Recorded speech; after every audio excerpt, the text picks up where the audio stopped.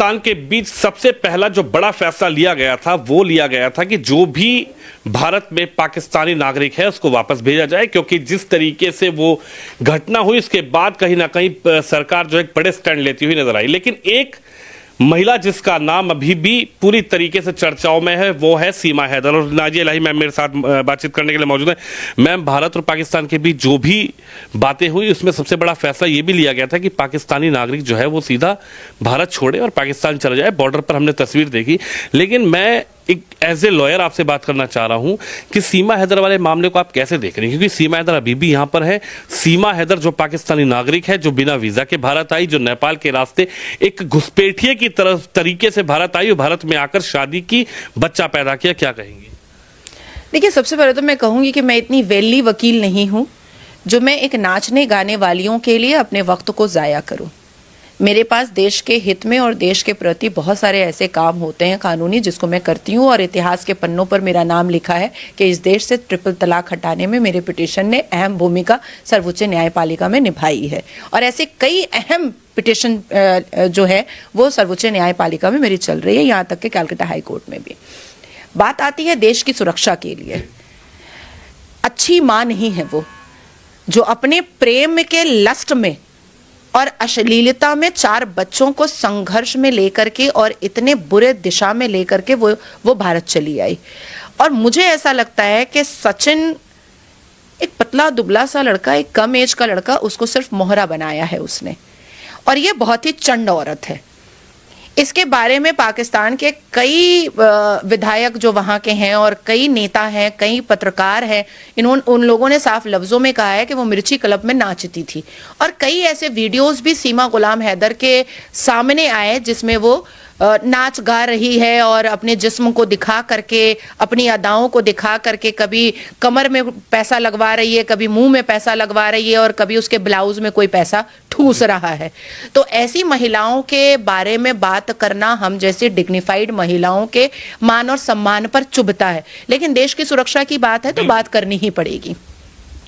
एक वो महिलाएं हैं जो पंजाब से 83,000 निकाली गई, जिनके पास पाकिस्तान की शादी थी, जिनको निकाला गया। 5 लाख से ऊपर वो महिलाएं निकाली गई भारत से जिनके कोख में पाकिस्तान का बच्चा पल रहा था, और तकरीबन 22 ऐसी महिलाएं उत्तर प्रदेश में चिन्हित की गई जिन्होंने 95 बच्चे पाकिस्तान का पैदा किया। तो जब उनको निकाला जा सकता है तो सीमा गुलाम हैदर वो तो घुसपैठिया है। क्या पता ISI की एजेंट हो, क्या पता लश्कर तैयबा की एजेंट हो, क्या पता हिजबुल मुजाहिदीन की एजेंट हो, क्या पता जैश ए मोहम्मद की एजेंट हो। जैसे मुस्कान लब्बैक लब्बैक नारे तकबीर कर रही थी हिजाब के पक्ष में, और बाद में पता चला कि वो अलकायदा के चीफ की रखेल है, और दोबारा मुस्कान को कभी नहीं देखा गया। सर्वोच्च न्यायपालिका में भी हिजाब का मामला मुस्कान की वजह से लटका हुआ है, आगे नहीं बढ़ रहा है, वो लिस्टेड भी नहीं होता है।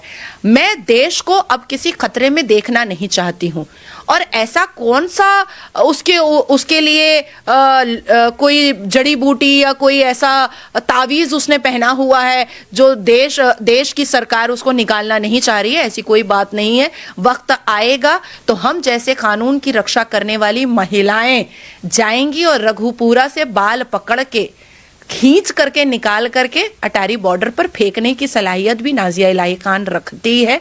अभी जितना मजा उसको लूटना है और उनके आसपास के लोगों को लूटना है, उसके शरीर से लूट ले। हम जब मुंह खोलते हैं तो अंजाम तक पहुंचते हैं, सिर्फ हवाबाजी नहीं करते हैं। मैं सीमा गुलाम हैदर को यह बात बता देना चाहती हूं कि आपके बगल में बैठा काला कोट वाला आपको जितना भी सचिन मीना की बीवी, धर्म पत्नी सीमा मीना बनाने की कोशिश करे, आप सीमा गुलाम हैदर थी, आप सीमा गुलाम हैदर हैं, और आप सीमा गुलाम हैदर उस वक्त तक रहेंगी जब तक हम जैसी भारत की बेटियां आपको अटारी बॉर्डर तक ना फेंक दें। हम आप पर शक करते थे, शक करते हैं और शक करते रहेंगे। जिस सरकार का संरक्षण लेकर के आपको ऐसा लगता है कि आप बच्चा पैदा करने के बाद भारत में रह सकती हैं, इसी सरकार की मौजूदा सरकार में कई ऐसे जजमेंट्स आए हैं, और कांग्रेस की सरकार के वक्त भी कई ऐसे जजमेंट आए हैं कि लड़की जो है वो पाकिस्तानी है और लड़का भारतीय है, और बच्चा पैदा होने के बावजूद भी ह्यूमैनिटी ग्राउंड पर जजमेंट जज ने दिया है कि साल में एक बार आप अपने बच्चे से आकर के मिल सकती हैं। ना हम सीमा गुलाम हैदर को एक्सेप्ट कर सकते हैं और ना ही उसके 4 सपोलों को हम एक्सेप्ट कर सकते हैं। भारत कल को ये बम मारे 72 वर्जिन हूरों के लिए, कल को ये भारत की पुत्रियों के कोख से जन्मे हुए हैं, कल को ये हमारे भगवान की प्रतिमाओं को तोड़े, कल को ये मस्जिद अल्लाह के घर को पत्थर और चप्पल से बचाने के लिए जाएं, ये भारत अब और बर्दाश्त नहीं करेगा। मैंने पहले भी कहा है कि हर एक पर प्रश्न चिन्ह लगाया जाएगा।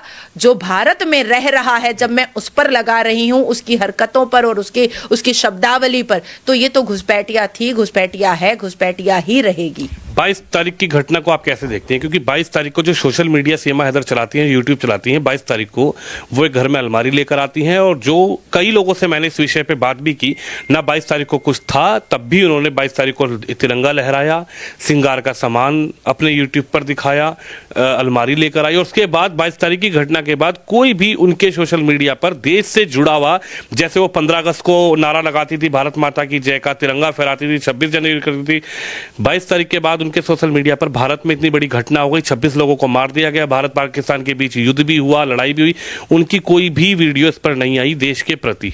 नहीं आएगी तो नहीं आएगी, वो तो हनी ट्रैप है। और आपको क्या लग रहा है कि वो सचिन मीना के लिए यहाँ आई है? नहीं, कुछ ऐसे लोग हैं जो काला कोट पहनते हैं और बलात्कारियों के लिए ह्यूमन राइट्स पिटीशन डाला करते थे। देश की सर्वोच्च न्यायपालिका को ये बताया करते थे कि बलात्कारी भी इंसान होता है।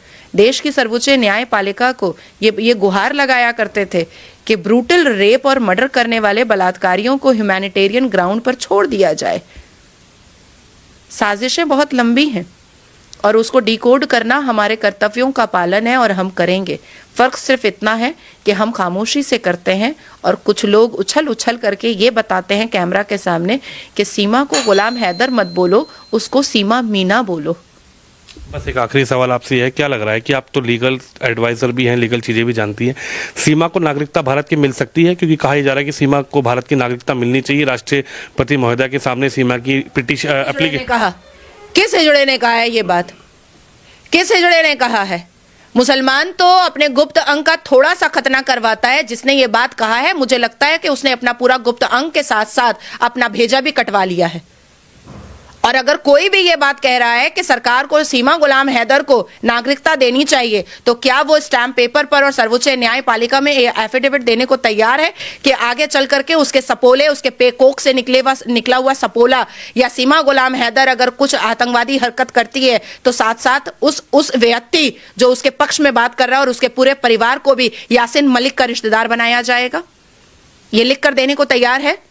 तो कोई हिजड़ा अगर ताली बजा रहा है तो उसकी ताली हम सुनेंगे? हम नहीं सुनेंगे। हम संविधान के विपरीत जाकर के काम नहीं कर सकते हैं। हम संविधान के अंडर बैरिकेड काम करेंगे और हिजड़ों की बात नाजिया इलाही खान नहीं सुनती।